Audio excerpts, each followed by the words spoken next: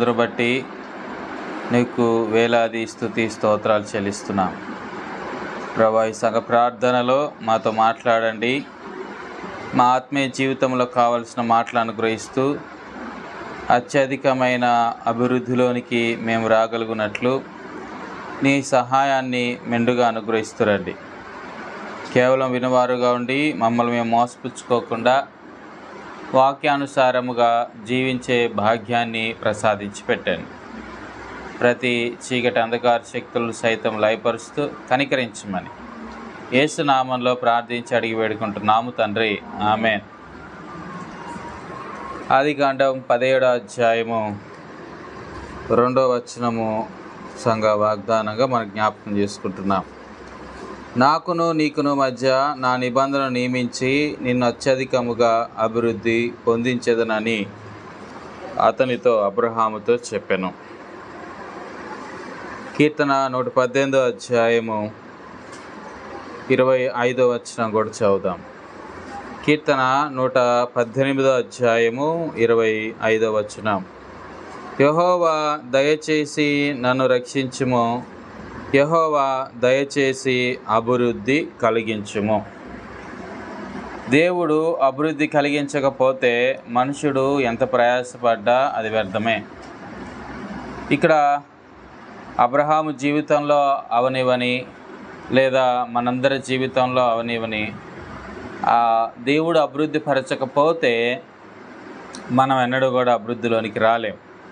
ఇక్కడ కీర్తనాకారుడు మొరపెడుతున్నాడు, ప్రభుని అర్జిస్తున్నాడు. యెహోవా దయచేసి నన్ను రక్షించుము, దయచేసి అభివృద్ధి కలిగించుము. అభివృద్ధికి ముందు రక్షణ అనేటువంటిది మనం చూస్తున్నాం. రక్షణ లేని అభివృద్ధులు ఉన్నాయి, రక్షణతో కూడిన అభివృద్ధి ఉంది. రక్షణ లేని అభివృద్ధి అది స్వల్పకాలం మాత్రమే నిలిచి ఉంటుంది. రక్షణతో కూడిన అభివృద్ధి అది నిత్యత్వంలో నిలిచి ఉండేటువంటి అభివృద్ధి. రక్షణ లేని అభివృద్ధి అది భూ సంబంధమైన అభివృద్ధి. రక్షణతో కూడిన అభివృద్ధి అది పరలోక సంబంధమైన అభివృద్ధి. సరే, ఇక్కడ చూస్తున్న 118వ కీర్తనలో మనకు 29 వచనాలు ఉన్నాయి. ఇవన్నీ మనం ధ్యానం చేయలేము, కానీ కొంత ధ్యానం చేసేటువంటి ప్రయత్నం చేద్దాం. బహుశా ఈ కీర్తన ఇజ్రాయేల్ ప్రజలు బబులోనికి చెరగొని పోయి తిరిగి వచ్చి ఆ యొక్క నెహెమ్యా కాలంలో, ఎజ్రా కాలంలో, అంతకుముందు వచ్చిన జెరుబ్బాబెలు, ఎజ్రా దేవుని మందిరాన్ని నిర్మిస్తూ వచ్చారు. తర్వాత నెహెమ్యా వచ్చి గోడలు కట్టాడు, గుమ్మాలు నిలబెట్టినాడు. సో అక్కడ కొంత రిస్టోరేషన్ వర్క్ జరిగింది.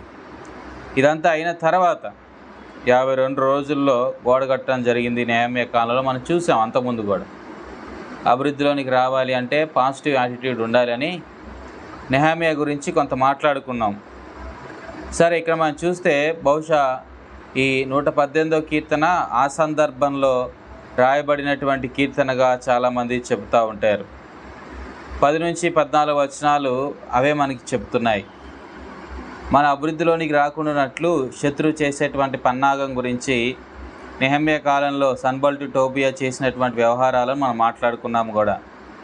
ఇప్పుడు 118వ అధ్యాయం 10వ వచనం కానీ చూస్తే, అన్యజనులందరూ నన్ను చుట్టుకొని ఉన్నారు, యెహోవా నామమును బట్టి నేను వారిని నిర్మూలము చేసేదను. నలుదిశలను వారు నన్ను చుట్టుకొని ఉన్నారు, యెహోవా నామమును బట్టి నేను వారిని నిర్మూలము చేసేదను.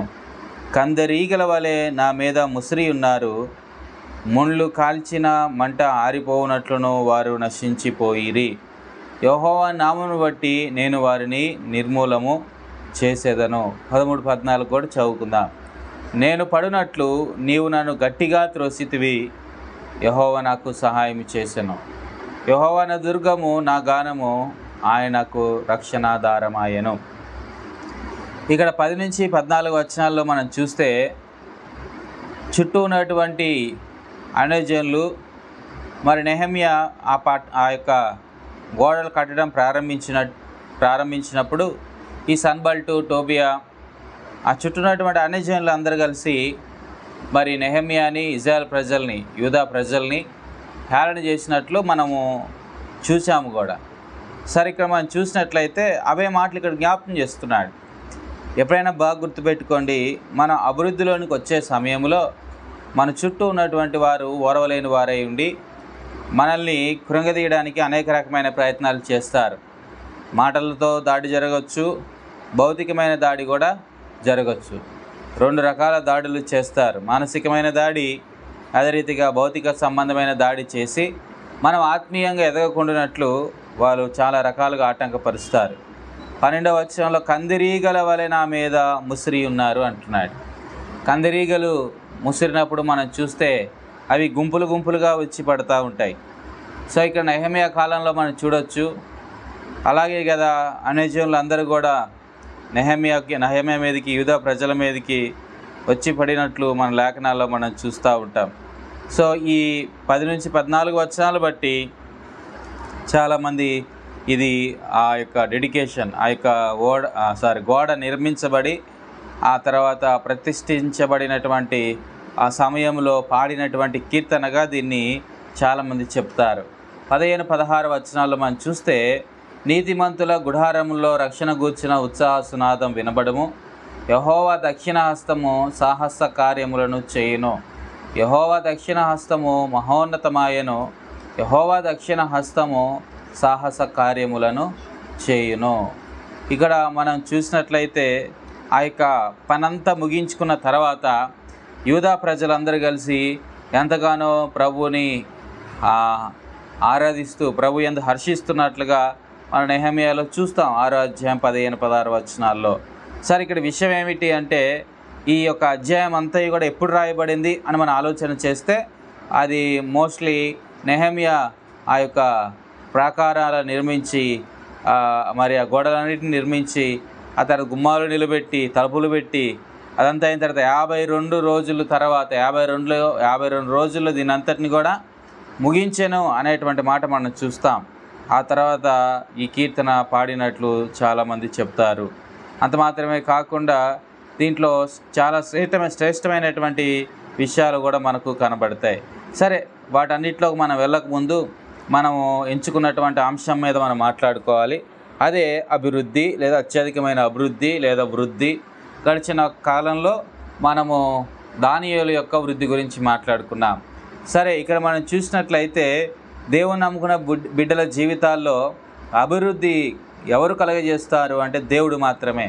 ఇందాక మనం చదివిన 15, 16 వచనాల్లో దేవుని యొక్క దక్షిణ హస్తము గురించి మనం మాట్లాడుకున్నాం.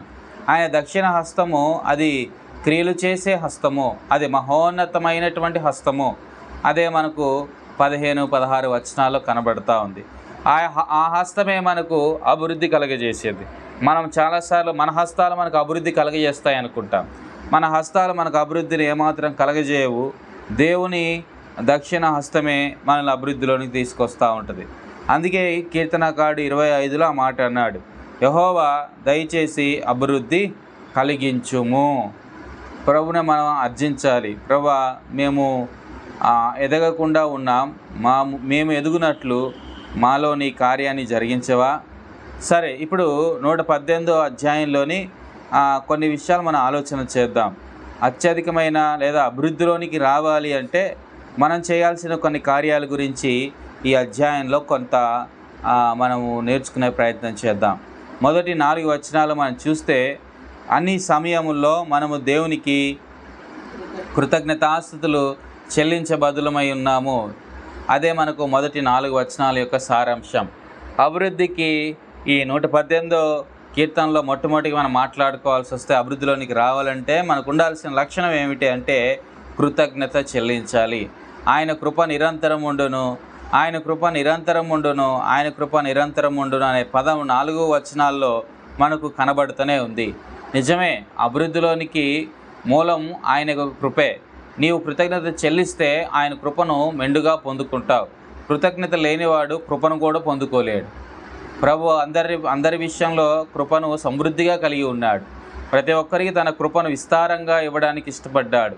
ఇది ఎందుకు కొంతమంది దేవుని యొక్క కృపను కొంతే పొందుకుంటున్నారు? కారణం ఏమిటి అంటే వారి జీవితాల్లో కృతజ్ఞత లేకపోవడమే. ప్రతి పరిస్థితుల్లో కూడా మనం దేవునికి కృతజ్ఞతాస్తుతులు చెల్లించాలి. ఇంకా విషయం ఏమిటి అంటే మొదటి 4 వచనాలు కృతజ్ఞతతో ఉన్నాయి, మరలా చివరి 2 వచనాలు కూడా కృతజ్ఞతతోటే ముగించబడ్డాయి. మనం చూసినట్లయితే నీవు నా దేవుడవు, నేను నీకు కృతజ్ఞతాస్తుతులు చెల్లించెదను, నీవు నా దేవుడవు, నిన్ను గణపరచెదను. యెహోవా దయాళుడు, ఆయన కృప నిరంతరము నిలుచుతున్నది, ఆయనకు కృతజ్ఞతాస్తుతులు చెల్లించుడి అంటున్నాడు.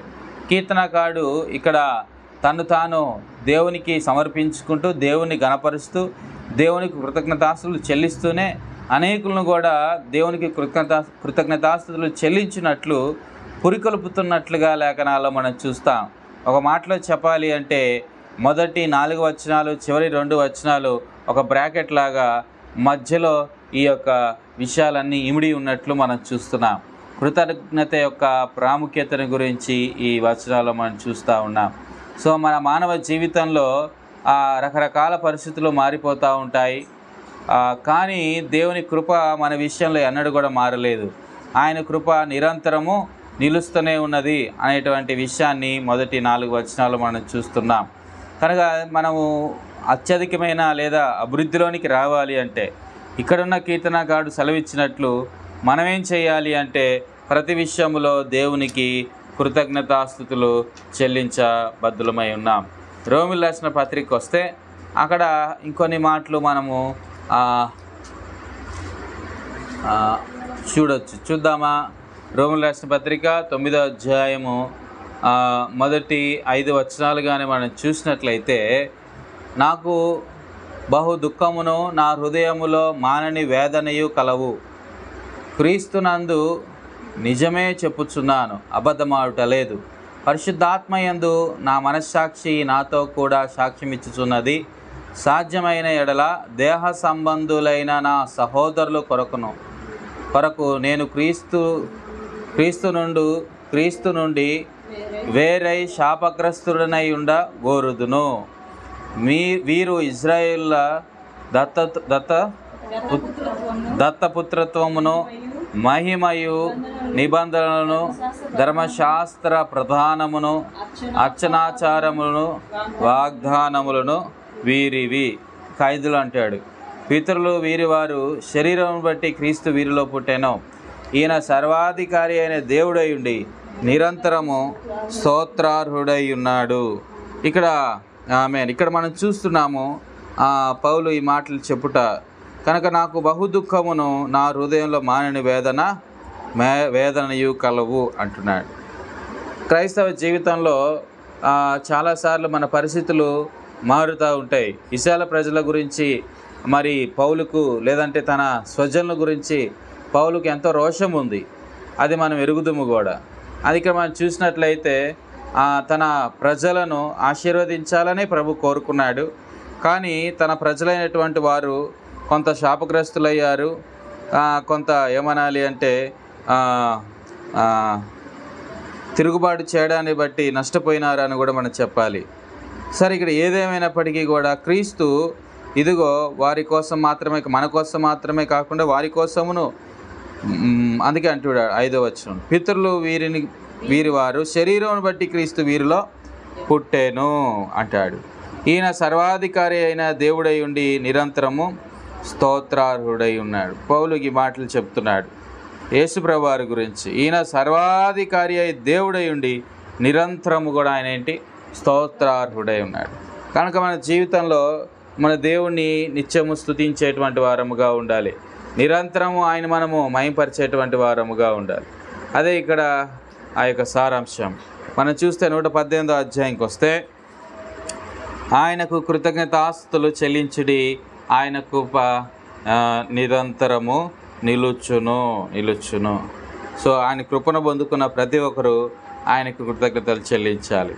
5 నుంచి 14 వచనాల యొక్క సారాంశం ఏం చెప్తా ఉంది అంటే, ప్రతి పరిస్థితుల్లో కూడా మనం దేవుని యందు నమ్మిక ఉంచాల్సిందే. ఒకటి, అన్ని సమయంలో ఆయన కృతజ్ఞత చెల్లించాలని మొదటి 4 వచనాలు చెప్తే, ఆ తర్వాత ఉన్నటువంటి 5 నుంచి 14 వచనాలు ప్రతి పరిస్థితుల్లో కూడా మనం దేవుని యందు నమ్మిక ఉంచి తీరాల్సిందే.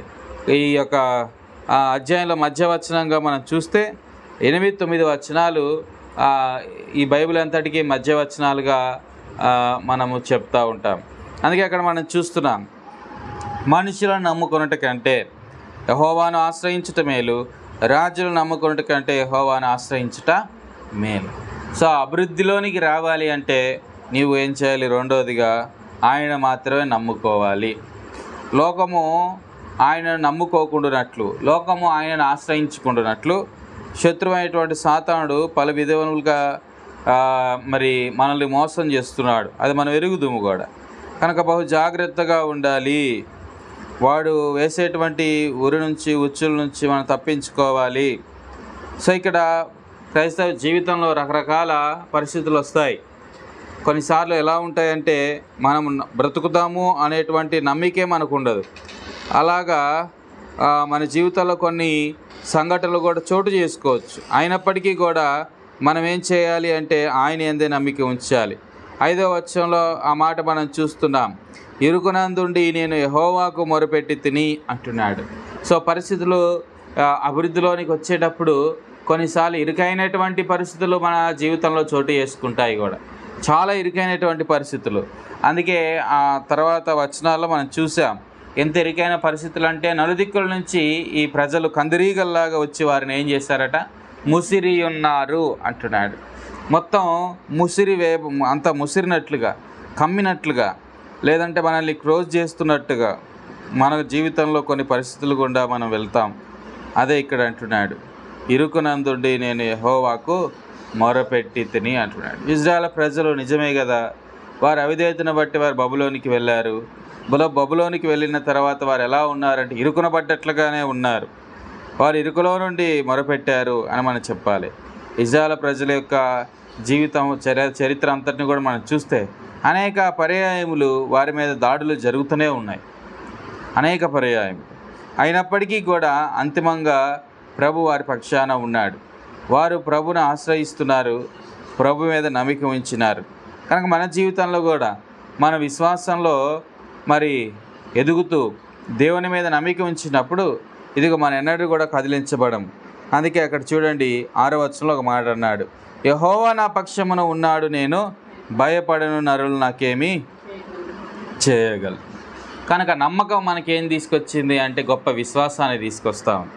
నరులు నాకేం చేస్తారు? యెహోవా నా పక్షాన ఉన్నాడు, నా పక్షాన ఉన్నాడు, నరులు నాకేమీ చేయలేరు, నేను భయపడాల్సిన పని లేదు.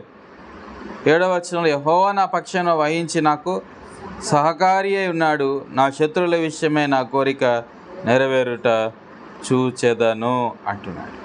కనుక ఇక్కడ ఏం చూపిస్తున్నాయి ఈ వచనాలు అంటే నమ్మకం, దేవుని మీద తనకున్నటువంటి బలమైన నమ్మకం. ఈ దినాన దేవుని అందు ఎంత నమ్మిక ఉంచుతున్నాం? నమ్మితే నా మహిమను చూస్తావని దేవుని వాక్యం సెలవిస్తూనే ఉంది కదా. మనం నమ్మట్లేదు చాలాసార్లు, అంటే నమ్ముతున్నాం అనేదో పేరుకు అంటున్నాము కానీ మరలా సందేహమే మనల్ని చోటు చేసుకుంటా ఉంది. నిజంగా ప్రభు చేయగలడా అనేటువంటి గొప్ప సందేహంతో మనం కొన్నిసార్లు కొట్టబడుతున్నాం, లేదంటే ఏమవుతున్నామంటే కదిలించబడుతున్నాము, వేవరీగా ఉన్నాము అని చెప్పగా తప్పదు. సరే, ఇక్కడ మనము ఇందాక చదివినట్టు 10 నుంచి ఆ యొక్క 14-15 వచనాలు కూడా 14 వచనాల వరకు కూడా ఏం చూస్తున్నాము అంటే ఇదిగో శత్రువులు నలుదిక్కుల నుండి చేసేటువంటి దాడి, వారు కందిరీగల వరే ముసిరినటువంటి విధానం. అయినప్పటికీ కూడా దేవుడు తన ప్రజల పక్షాన ఉన్నాడు అనేటువంటి విషయాన్ని మనము జ్ఞాపకం చేసుకుంటూ రావచ్చు. హెబ్రీయులకు రాసిన పత్రికలోకి వెళ్తే 13వ అధ్యాయము 6వ వచనం, ఇది మనం ఎరిగినటువంటి మాటే. హెబ్రీయులకు రాసిన పత్రిక 13వ అధ్యాయము 6వ వచనం, కాబట్టి ఇక్కడ కాబట్టి ప్రభు నాకు సహాయుడు, నేను భయపడను, నరమాత్రులు నాకేమీ చేయగలడు. మంచి ధైర్యం అంటే చూడండి, మంచి ధైర్యం. సో దేవుని యందు నమ్మిక ఉంచిన వానికి ఉండే ధైర్యం ఇది, మంచి ధైర్యం, గుడ్ కరేజ్, మంచి ధైర్యాన్ని కలిగి ఉంటారు. అదే మనుషులు నమ్ముకున్నాడు అనుకోండి, మనుషులు కొంత సహాయం చేస్తారు. నెహెమ్యా కాలం అందాము, జెరుబ్బాబెలు కాలంలో అందాము, కొంత రాజులు సహాయం చేశారు, చేయలేదని మనం అనలేం. కోరేషన్ రేపాడు, చేయలేదని మనం అనలేం. తర్వాత నెహెమ్యా కూడా లీవ్ పెట్టి అప్లై చేసి వస్తామంటే అక్కడ కూడా రాజు కొంత సహాయం చేశాడు, చేయలేమని మనం అనలేం. సరే, ఆ రాజులు సహాయం చేసినప్పుడు సమస్యలు రాలేదా? ఎన్నో సమస్యలు వచ్చాయి. తర్వాత వేరే రాజులు వచ్చారు. మరి వేరే రాజులు వీరికి ఫేవర్గా ఉన్నారా? లేరు. సన్బల్టు, టోబియా వీళ్ళు చెప్పిన సమాచారానికి వారు ఎక్కువ మొగ్గు చూపించుతూ వచ్చినారు, కానీ ఇదిగో ఆ రాజులు వీళ్ళకి సహాయం లేరు. అయితే ఇక్కడ ఎజ్రా అందాము, జెరుబ్బాబెలు అందాము, నెహెమ్యా అందాము, వీరెవరు కూడా రాజుల సహాయాన్ని అర్జించలేదు, రాజులు నమ్ముకోలేదు. రాజులు నమ్ముకుంటే వచ్చే ధైర్యం ఒకటి ఉంది, ఇది లేదనట్లేదు, అది మంచి ధైర్యం కాదు. అదేంటంటే వాళ్ళ రాజ్యం కూలిపోయింది అనుకోండి, వీళ్ళ ధైర్యం కూడా ఏమైపోయింది? కూలిపోయింది. కానీ మనం ఎవరు నమ్మినాము అంటే జీవం గల దేవుడిని నమ్మినాము. ఆయన రాజ్యం నిత్యము ఉండేటువంటిది. ఆయన ఆశ్రయించిన బిడ్డలను ఆయన ఎన్నడూ కూడా విడవడు. అందుకే ఇక్కడ పౌలు హెబ్రీయులకు రాసిన పత్రికలో అంటున్నాడు, మంచి ధైర్యం కలిగిన వారమై ఉన్నాము అంటాడు. అదే ఇక్కడ కూడా మనము చూస్తూ ఉన్నాం 118వ కీర్తనలో. వారు ఏమాత్రం కూడా ఏం చేయలేదు, మనుషుల్ని ఆశ్రయించలేదు. కొంత సహాయం మనుషుల దగ్గర నుంచి, రాజుల దగ్గర నుంచి అందింది, కాదనట్లేదు. కానీ అందింది కదా అని చెప్పి దాని మీద వారు ఆధారపడలేదు, వాళ్ళు నమ్ముకోలేదు. వాళ్ళు నమ్మిందల్లా దేవుణ్ణే. అందుకే వారు ఏమయ్యారు అంటే ఆశీర్వదించబడ్డారు, అభివృద్ధిలోనికి వచ్చారు. నిర్గమకాండంలో మనం చూస్తాం 15వ అధ్యాయంలో వారు బయటికి వచ్చారు. ఐగుప్తులో నుంచి ఎర్ర సముద్రంలో శత్రు సైన్యం అంతటిని దేవుడు ముంచి వేశాడు.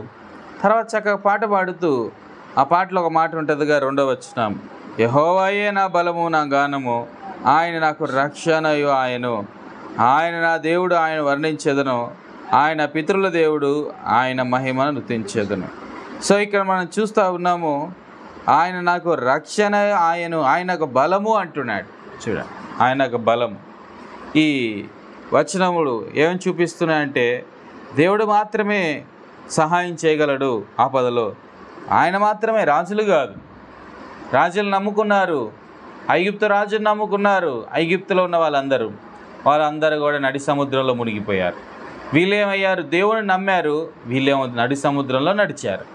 మనుషులతో నమ్మితే, రాజులు నమ్ముకుంటే నడి సముద్రంలో మునుగుతావు, దేవుని నమ్ముకుంటే సముద్రం కూడా పాయలై 6 నెలల్లో నడుస్తావు. ఇది మనం నేర్చుకోవాలి. సో అభివృద్ధిలోనికి, అందుకే అక్కడ కీర్తనకారుడు 118:25లో అన్నాడు, దయచేసి అభివృద్ధి కలిగించుము. దేవుడిచ్చే అభివృద్ధి ఇది. దేవుడు ఆ రీతిగా మనల్ని అభివృద్ధిలోనికి నడిపిస్తాడు. అందుకే ఇక్కడ మనం చూస్తాము ఆ మాటలు. యెషయా గ్రంథంలో ఒక మాట ఉంటుంది, 12వ అధ్యాయం 2వ వచనం. యెషయా గ్రంథం ఇది భవిష్యత్తును గురించినటువంటి మాట.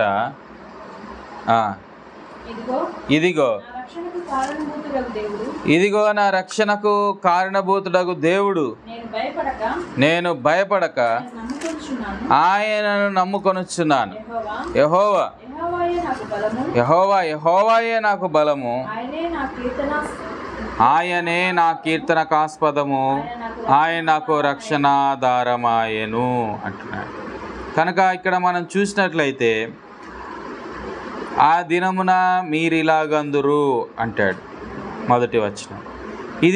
ఈ వచనాలు ప్రవచనాత్మకమైన దేవుని యొక్క పరిపాలన సమయంలో జరిగేటువంటి వచనాలు, 1000 ఏళ్ల పరిపాలనకు సంబంధించిన వచనాలుగా మనం చెప్పొచ్చు కూడా.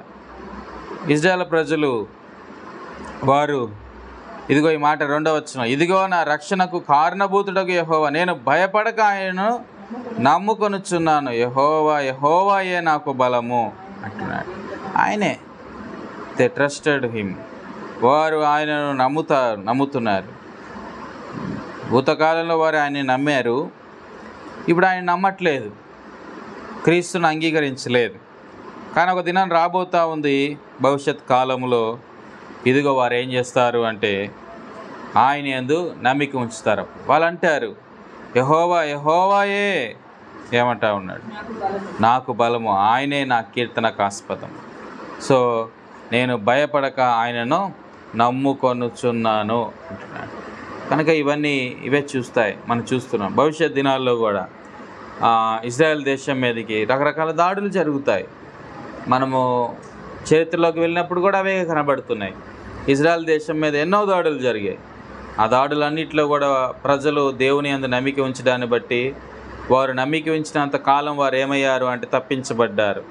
సరే, వారు అవిధేయతను బట్టి బబులోనికి వెళ్ళారు, కానీ వాళ్ళు ఇంకా నమ్మిక ఉంచడాన్ని బట్టే కదా బబులోను నుంచి వారు తిరిగి సమకూర్చబడ్డారు. సో ఇక్కడ అదే మనకి జ్ఞాపకం చేస్తూ ఉన్నాయి ఈ వచనాలన్నీ కూడా. ఎక్కడి నుంచి 5 నుండి 14 వచనాల యొక్క సారాంశం ఏంటి అంటే, ఇదిగో మనము అన్ని పరిస్థితుల్లో దేవుని యందు ఏం చేయాలి? నమ్మిక ఉంచాలి. ఒకటి, అభివృద్ధిలోనికి రావాలి అంటే అన్ని విషయాల్లో దేవునికి కృతజ్ఞత చెల్లించాలి. రెండోది, అన్ని సమయంలో దేవుని యందు నమ్మిక ఉంచే వారముగా ఉండాలి. ఇంకా మనం చూసినట్లయితే 15 నుంచి 21వ వచనం వరకు కూడా ఇవేం చూపిస్తున్నాయి అంటే, దేవుడిచ్చిన విజయాన్ని బట్టి ఆయన మనం మహింపరచాలి.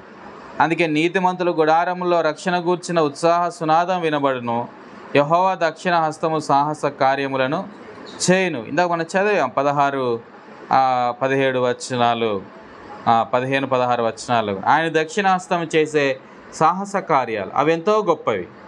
అదే ఇక్కడ మనం చూస్తున్నాం. వారు గోడ కట్టారు, 52 రోజులు అది ఫినిష్ చేశారు అంటే వాళ్ళ బలంతోట, వాళ్ళ శక్తితోట లేదు. దేవుని యొక్క దక్షిణ హస్తము ఆ యొక్క సాహస కార్యాలు చేయడానికి, ఆ యొక్క గొప్ప పనులు చేయడానికి దోహదపడింది. అది అందరూ బట్టి వాళ్ళు ఎవరిని మహింపరుస్తున్నారు అంటే దేవుణ్ణే మహింపరుస్తున్నారు. కనుక మన జీవితంలో కూడా దేవుడు చేసిన సాహస కార్యాలను జ్ఞాపకం చేసుకుంటూ దేవుని మహింపరిచేటువంటి వారముగా ఉండాలి. అదే ఇక్కడ మనం చూస్తూ ఉన్నాం.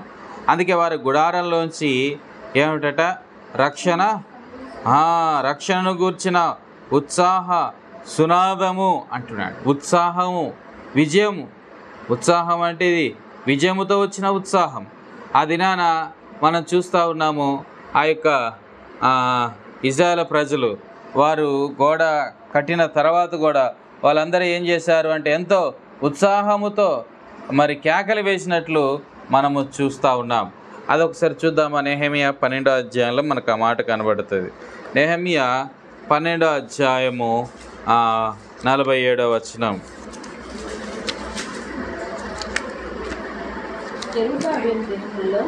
పన్నెండో అధ్యాయము 47వ వచనం. జెరుబ్బాబెలు దినముల్లోనేమి నెహెమియా దినముల్లోనేమి ఇశ్రాయేలు అందరూ వారి వంతు చొప్పున గాయకులను, ద్వారపాలకులను, భోజన పదార్థాలను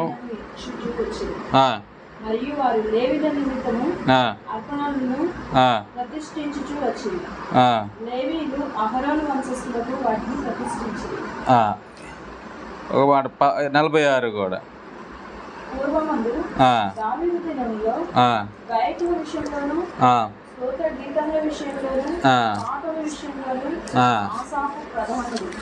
సో ఇక్కడ మనం చూసినట్లయితే నెహెమియా ఏం చేశాడు అంటే దేవుణ్ణి మహిమపరచడానికై గాయకుల్ని ఏర్పాటు చేసి వాళ్ళు నియమించినట్లు ఇక్కడ ఈ విషయాలన్నీ మనకు తెలియజేస్తూ ఉన్నాయి. సరే, ఎందుకు నియమించాడు ఈ ప్రజలను అంటే నిజమే ఆరాధించడానికే మన కాదనలేము, కానీ మరి ప్రాముఖ్యంగా ఎందుకు అంటే దేవుని యొక్క ఇంత మనం చేయనట్లు ఆయన యొక్క దక్షిణ హస్తము చేసిన సాహస కార్యములను తెలియపరుస్తూ ఆయనను మహిమపరచడానికి. ఇది మా వల్ల అయింది కాదు, కానీ ప్రభువా నీవే ఈ కార్యము చేశావు అని చెబుతూ దేవుణ్ణి మహిమపరచడం కోసమే. అందుకే ఆ మాటలో మనం చూస్తున్నాం. ఆ రీతిగా ఆ గుడారాల్లో నుంచి లేదంటే యెరూషలేము చుట్టూ ఉన్నటువంటి ప్రాకారాన్ని కట్టిన తర్వాత డెడికేషన్ అంతా అయిపోయిన తర్వాత ఇదిగో అక్కడ ఉన్నటువంటి ఇజ్రాయేల్ ప్రజల యొక్క గుడారాల్లోంచి ఇప్పుడు ఏమొచ్చిందంటే రక్షణను గూర్చిన ఉత్సాహగానం వచ్చింది.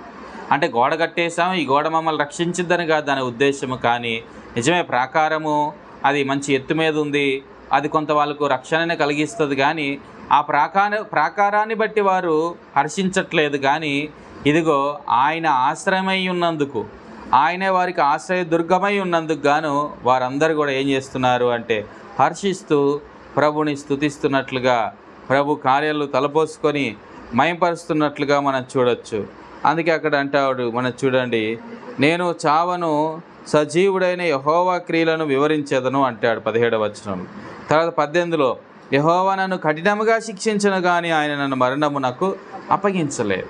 సో అక్కడ ఆయన యొక్క కార్యాల గురించి నిజమే, ఇదిగో కొంతకాలం నేను బబులోన్లో ఉన్నప్పటికీ కూడా, కొంతకాలం మేము బబులోన్లో ఉన్నప్పటికీ కూడా, ఈ కఠినమైనటువంటి శిక్ష గుండా మేము వెళ్ళవలసి వచ్చినప్పటికీ కూడా దేవుడు మమ్మల్ని ఏం చేయలేదు, చంపలేదు. ఎందుకంటే దేవుడు ఎవరిని చంపడు. దుర్మార్గుడు మరణమునందుట నాకు సంతోషకరము కాదన్నాడు. కనుక దేవుడు ఎవరిని కూడా చంపడానికి ఇష్టపడ్డు. కానీ మనుషుడు వారి యొక్క దురాశ చేత ఈడబడి మరలు కొల్పబడిన వాడు దుర్మార్గతను విడిచిపెట్టక వాడు ఆ దుర్మార్గతలోనే మరణిస్తున్నాడు. సరిగ్గా మనం చూసినట్లయితే 19వ వచనంలో, నేను వచ్చినట్లు నీతి గుమ్మములను తీడి నేను వాటిలో ప్రవేశించి యెహోవాకు కృతజ్ఞతాస్తులు చెల్లించెదను. ఆ తర్వాత అంటాడు 20వ వచనంలో, ఇది యెహోవా గుమ్మము, నీతిమంతులు దీనిలో ప్రవేశించెదరు. నీవు నాకు రక్షణాధారుడివై నాకు ఉత్తరము ఇచ్చి ఉన్నావు, నేను నీ కృతజ్ఞతాస్తులు చెల్లించెదను. సో ఈ విషయాలన్నీ ఏం చూపిస్తున్నాయంటే, ప్రభువా మాకు ఇచ్చిన విజయం ఎంతో గొప్పది. ఇప్పుడు మేము ఇది యెహోవా గుమ్మము, నీతిమంతులు దీనిలో ప్రవేశిస్తారు. నీతిమంతులు దీనిలో ప్రవేశిస్తారు. ఈ గొప్ప కార్యం చేసింది నీవే. ఈ గుమ్మం నిలబెట్టడానికి కారణం నీవే. ఈ గుమ్మము గుండా మేము లోపలికి రావడానికి సహాయం చేసింది నీవే. అసలు ఇక్కడ ఈ గుమ్మం కట్టుకోవడానికి మేము అర్హులమా అంటే కానే కాదు. మేము కఠినంగా శిక్షించబడుతున్న సమయంలో మేము అక్కడే చావలసిన వారం మా క్రియలను బట్టి. కానీ నీవు మమ్మల్ని మరణానికి అప్పగించలేదు. ఇదిగో మమ్మల్ని సజీవులుగా ఉంచి ఇదిగో ఈ గుమ్మలు కట్టుకోవడానికి కృప చూపావు. ఈ రీతిగా మరలా దేవాలయంలో ఈ యొక్క నీ ఆలయంలో నిన్ను ఆరాధించినట్లు, నీ పట్టణంలోనికి చేరి రాగలిగినట్లు ఇదిగో ప్రభు మమ్మల్ని బ్రతికించావు అని చెప్తూ ప్రభువుని మహిమపరుస్తున్నారు. సరే, ఒకటి దేవుని కృతజ్ఞతాస్తులు చెల్లించాలి ఆయన కృపను బట్టి. రెండోది ప్రతి పరిస్థితుల్లో కూడా మనం ఆయన నమ్మకం ఉంచాలి. మూడోది ఇదిగో ఆయనను మనం మహిమపరచాలి. ఎందుకంటే ఆయన మనకిచ్చిన విజయాలు. ఈ విజయాలన్నిటిని బట్టి మనం ఆయన స్తుతించాలి. ఇప్పుడు ఇంకా చివరాఖరిగా వస్తే 22 నుంచి 29 వచనాలు ఇక్కడ మనకు ఏం చూపిస్తుంది అంటే, మనము ప్రతి చోట కూడా మన దేవుని యొక్క అనుభూతిని అనుభవించాల్సిందే. నువ్వు బబులోన్లో ఉన్నప్పుడు దేవుడు నీతోనే ఉన్నాడు, గుర్తుపెట్టుకో. అది ఇక్కడ జ్ఞాపకం చేస్తున్నాడు. మన అభివృద్ధిలోనికి రావాలంటే నాలుగోదిగా నా దేవుడు నాతో పాటు నా పక్కనే ఉన్నాడు. బబులోన్లో నిన్నేదో విడిచిపెట్టినంత మాత్రాన అక్కడ ప్రభు నీతో లేడని కాదు, అక్కడ నీతోనే ఉన్నాడు. దానియేలు యెరూషలేము తలుపులు తీసి ఏం చేస్తూ ఉన్నాడు? మేడగదికి వెళ్ళి ప్రార్థన చేస్తూ వస్తూ ఉన్నాడు. అక్కడ ఏముంది? కూలిపోయినటువంటి ప్రాకారాలు ఉన్నాయి, కాలిపోయిన గుమ్మాలు ఉన్నాయి. అక్కడ ఏమైనా ఉందా అంటే దానియేలు విశ్వసించింది ఏంటంటే నా దేవుడు ఉన్నాడు, అక్కడ నా దేవుడు ఉన్నాడు. చాలాసార్లు మన జీవితంలో ఏం చేస్తామంటే దేవుడు నాతో లేడు అన్నట్లుగా మనం వ్యవహరిస్తూ ఉంటాం. ఇజ్రాయెల్ ప్రజలు అలాగే వ్యవహరిస్తూ వచ్చారు. ఒక మాట ఇక్కడ మనం చూసినట్లయితే అక్కడ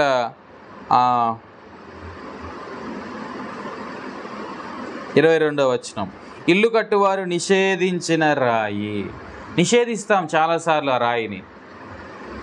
కొన్నిసార్లు అనుకుంటాం ఆయన మనతో లేడు అని. ఇజ్రాయెల్ ప్రజల జీవితాల్లో కానీ మనం చూస్తే దేవుడు బండయ్య ఉన్నట్లు పాత నిబంధనలో చాలాసార్లు మనం చూస్తాం. ఒక ఆశ్రయ దుర్గంగా వారికి ఆయన ఉన్నాడు. ఆయన ఒక బండయ్య ఉన్నాడు. ఐగుప్తుల నుంచి వారు బయటికి వచ్చిన తర్వాత ఆయన వారికి ఒక బండయ్య ఉన్నాడు, దాగు చోటుగా ఉన్నాడు. ఆ వేడిమి కలిగినటువంటి గాలి తగలకుండా ఆయన వారికి ఆశ్రయముగా ఉన్నాడు, దుర్గముగా ఉన్నాడు. అవన్నీ మనం చూస్తాం. సో ఆ బండ అయినటువంటి క్రీస్తు, లేదంటే ఆ బండ మాతో లేడు అనేటువంటి ఆలోచనలో మనం ఉన్నట్లయితే మనం ఎన్నడూ కూడా అభివృద్ధిలోనికి రాలేము. పరిస్థితులు ఎలాగున్నా ప్రభు నీతో ఉన్నాడు, అది గుర్తుపెట్టుకో. పరిస్థితులు ఎలా ఉన్నా ప్రభు నాతోటే ఉన్నాడు, ఆ బండ నాతోటే ఉంది. అయితే ఇక్కడ ఇజ్రాయెల్ ప్రజలు ఏం చేశారంటే వారు ఆ రాయిని ఏం చేశారు? నిషేధించారు. ఆ రాయి భూమి మీదకి వచ్చింది, శరీరాకారాన్ని ధరించింది, వారి కళ్ళ ముందే ఉంది ఆ రాయి, ప్రభువైన యేసుక్రీస్తు వారు.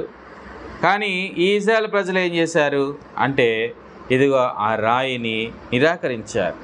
అందుకే అంటాడు అపోస్తల కార్యం 4వ అధ్యాయంలో, అక్కడ యూదా నాయకుల ముందు నిలబడి పేతురు ఈ మాట అంటాడు. అపోస్తల కార్యం 4వ అధ్యాయము 14వ వచనం, వారితో కూడా నిలిచియుండుట చూచి ఏమీయూ ఎదురు చెప్పలేకపోయేది. అప్పుడు సభ వెలుపలకు పొండని వారికి ఆజ్ఞాపించి 11:4-11లో ఇల్లు కట్టువారైన మీరు తృణీకరించిన రాయి ఆయనే, ఈ రాయి మూలకు తలరాయి.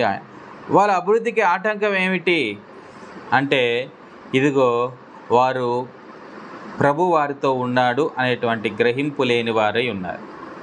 అందుకే ఇంకో చోట ఒక మాట ఉంటుంది, రోమిలు రాసిన పత్రిక 9:32-33 రోమిలు రాసిన పత్రిక 9:32-33 మనం చూస్తాం.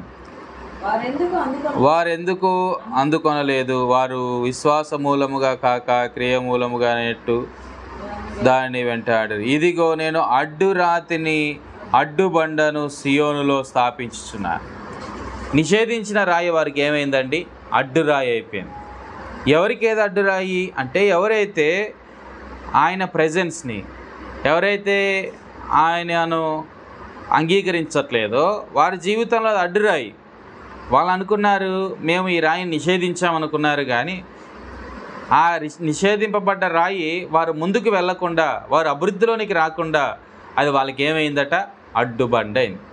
అభివృద్ధిలోనికి రావాలి అని ఆశపడే ప్రతి ఒక్కరూ నాలుగోదిగా ప్రభు నీతో ఉన్నాడు అనే గ్రహింపుతో ఉండు. ఆ గ్రహింపు నీకు లేదా?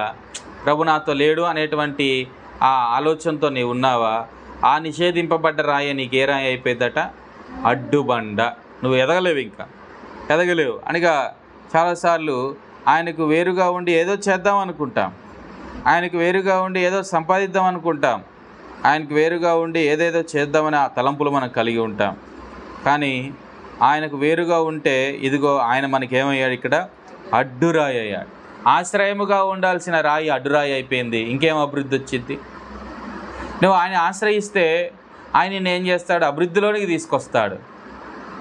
ఆశ్రయించాల్సినటువంటి ఆ రాయిని నీవు నిరాకరించావా, నిషేధించావా? ఇదిగో ఇశ్రాయేలు ప్రజల్లాగా ఇదిగో అది ఏమైంది అంటే, మూలకు తలరాయి ఆయను. 22లో ఇల్లు కట్టువారు నిషేధించిన రాయి అని అంటున్నాడు. సో నాలుగోదిగా మనం చూస్తున్నాం, దేవుడు నీతో ఉన్నాడు అనేటువంటి విషయాన్ని నువ్వు గ్రహించాలి. నువ్వు ఎక్కడికైనా వెళ్ళు, ఏ పరిస్థితుల్లో ఉండు, ఒకటే గ్రహింపుతో నీవు ఉండు, నా ప్రభు నాతో ఉన్నాడు, నా ప్రభు నాతో ఉన్నాడు. ఎప్పుడైతే నీవు ఇట్టి అనుభవం గుండా వెళ్తావో అప్పుడు తప్పకుండా నువ్వు అభివృద్ధిలోనికి వస్తావు. అందుకే ఆ 25వ వచనంలో దేవుడు తనతో ఉన్నాడు అనేటువంటి గ్రహింపు కీర్తనాకారుడికి ఉంది. మనం చూస్తాం, దానియేలు విషయం చూసాం, నెహెమ్యా విషయం చూస్తూ వచ్చాం, అబ్రాహాం విషయం చూసాం, ఇస్సాకు విషయం చూసాం, యాకోబు విషయాలు చూసాం. చాలామంది అభివృద్ధి గురించి మనం మాట్లాడుకున్నాం, దావీదు యొక్క అభివృద్ధి గురించి మాట్లాడుకున్నాం. వీరందరూ కూడా వారు ఆయా పరిస్థితులు గుండా సాగుతున్నప్పుడు వాళ్ళు గ్రహించింది ఏంటి అంటే, దేవుడు నాతో పాటు ఉన్నాడు. అంతే, దేవుడు నాతో పాటు ఉన్నాడు. సింహాల గుహలో వేయబడ్డప్పటికి కూడా దానియేలు విశ్వసించింది అదే. షడ్రక్ మేషక్ అబేద్నెగోలు అగ్నిగుండంలో పడవేయబడ్డప్పుడు వారు విశ్వసించింది అదే, దేవుడు నాతో పాటు ఉన్నాడు. ఈ గ్రహింపు మనకు చాలా అవసరం. దేవుడు నాతో పాటు లేడు అనేటువంటి వారముగా మనం ఉండకూడదు. మన బిహేవియర్, మన యొక్క వ్యవహార శైలి కూడా ఎలా ఉండాలి అంటే, దేవుడు నా పక్కనే ఉన్నాడు, దేవుడు నన్ను చూస్తున్నాడు, దేవుడు నా పక్కనే ఉన్నాడు అనేటువంటి గ్రహింపుతో ఎప్పుడైతే మనం ఉంటామో ఇదిగో మనం ఏమవుతామంటే అభివృద్ధిలోనికి వస్తాం. ఆయన లేడు అనేటువంటి తలంపుతో, ఆయన నిషేధించినట్లుగా, ఆయన అక్కర్రే రాయిలాగా ఉన్నట్లుగా మన పక్కకు పెడితే అదే రాయి ఒకరోజు నీకు అడ్డుబండైద్ది. నువ్వు అనుకున్న అభివృద్ధి కాదు, బొక్కబొరలా పడతావు. కనుక ఇక్కడ మనం చూస్తూ ఉన్నాము, ఇదిగో యెహోవా దయచేసి అభివృద్ధి కలిగించుము, దయచేసి అభివృద్ధి కలిగించుము అంటున్నాడు. కనుక మన జీవితంలో కూడా అభివృద్ధిలోనికి రావాలి అంటే మాత్రం తప్పకుండా ఈ 4 విషయాలు మనం జ్ఞాపకం చేసుకోవాలి. ఏమిటి? మొట్టమొదటిగా ఆయనకి అన్ని విషయాలు కృతజ్ఞత చెల్లించు. నువ్వు ఐగుప్తులో ఉన్న కృతజ్ఞత చెల్లించాలి, బబులోన్లో ఉన్న కృతజ్ఞత చెల్లించాలి, హెబ్రోన్లో ఉన్న కృతజ్ఞత చెల్లించాలి, బేతేల్లో ఉన్న కృతజ్ఞత చెల్లించాల్సింది. నువ్వు ఎక్కడైనా ఉండు, నువ్వేమైనా పొందుకో, ఏమైనా పొందుకోకుండా అలా ఊరికే ఉన్నప్పటికీ కూడా మనము కృతజ్ఞత స్థుతులు చెల్లించబద్ధులమై ఉన్నాం. ఇది మొట్టమొదటిది. రెండవదిగా ఆయన మీద నమ్మిక ఉంచాల్సిందే. ఆయన మీద నమ్మిక ఉంచాలి, అన్ని సమయాల్లో నమ్మిక ఉంచాలి. ఇంకా బ్రతుకుతామని నమ్మకం లేకపోయినప్పటికీ నమ్మిక ఉంచాల్సిందే. అప్పుడే నువ్వు అభివృద్ధిలోనికి వస్తావు. నమ్మకత్వమే, నువ్వు నమ్మకపోతే నువ్వు అభివృద్ధిలోనికి ఎన్నడూ నువ్వు రాలేవు. మూడవదిగా ఇదిగో ఆయన అనుగ్రహిస్తున్నటువంటి విజయంలో ఆనందిస్తూ ఆయనను మహింపరచాలి. ఆయన అనుగ్రహించే విజయం. ఇక్కడ నెహెమ్యా ఆ గోడ కట్టడానికి కారణం దేవుడే.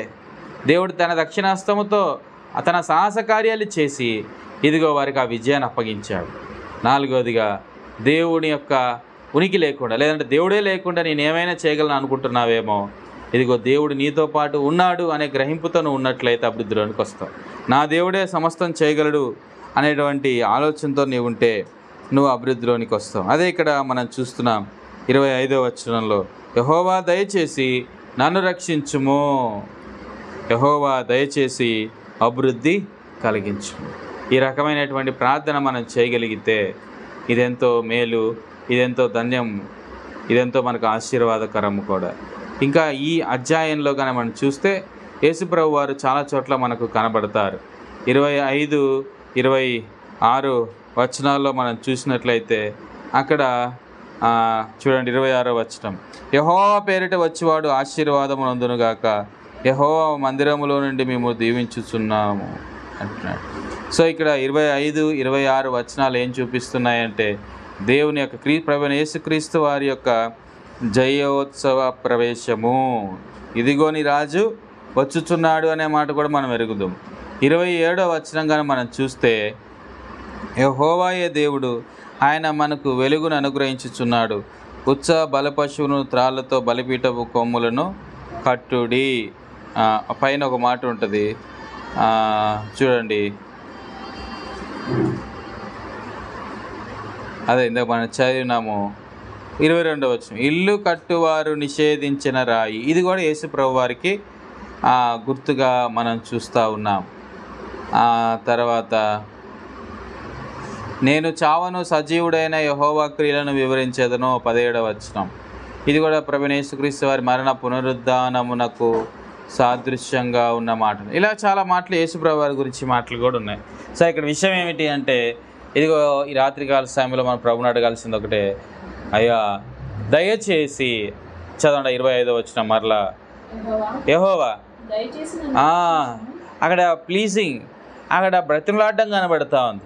యెహోవా నన్ను రక్షించనట్లేదు, దయచేసి నన్ను రక్షించు అంటున్నాడు. తర్వాత ఏమన్నాడు, యెహోవా దయచేసి అంటున్నాడు, అభివృద్ధి కలిగించుము. ఎందుకు దయచేసి అనే పదం వాడుతున్నాడు అంటే, ఇదిగో నిజంగా నేను అర్హుణ్ణి కాదు, నువ్వు నన్ను రక్షించేంత గొప్ప విశ్వాసమే నీలో నేను చూపించట్లేదు, కానీ నీ దయచేసి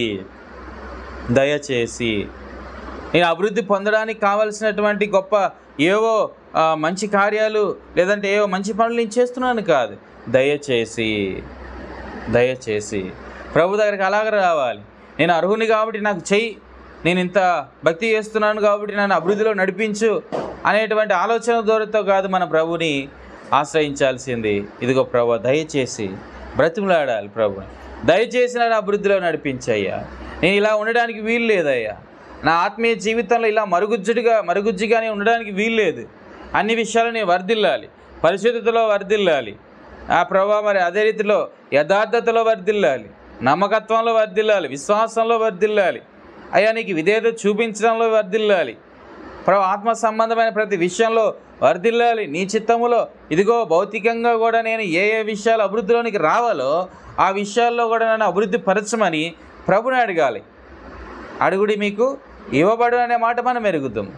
అందుకే అక్కడ కీర్తనగాడు అడుగుతున్నాడు, యెహోవా దయచేసి అభివృద్ధిలోనికి నడిపించు. రక్షణతో కూడిన అభివృద్ధి కావాలి మనకు. రక్షణ లేని అభివృద్ధి వల్ల వచ్చేది ఏముండదు సుమి. అన్నజనులు అభివృద్ధి పొందుతున్నారు, కానీ అది రక్షణ లేని అభివృద్ధి, భౌతికమైన అభివృద్ధి.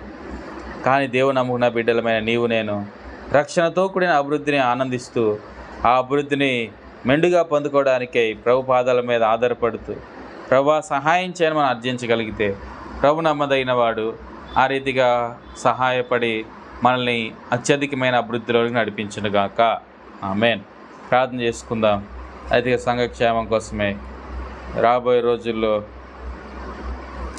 జరిగేటువంటి ఆ యొక్క ఉపవాస ప్రార్థనల నిమిత్తమై